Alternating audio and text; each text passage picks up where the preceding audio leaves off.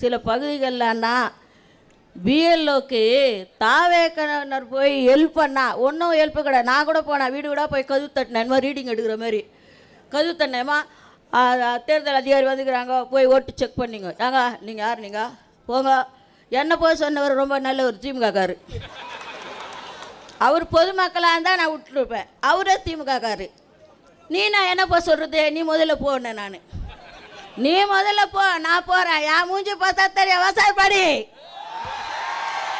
உன் மூஞ்சி பார்த்தா தெரியுமா? என் மூஞ்சி தெரியும், விவசாயப்படி தேவைக்குன்னு. உன் மூஞ்சி தெரியாதே என்னது?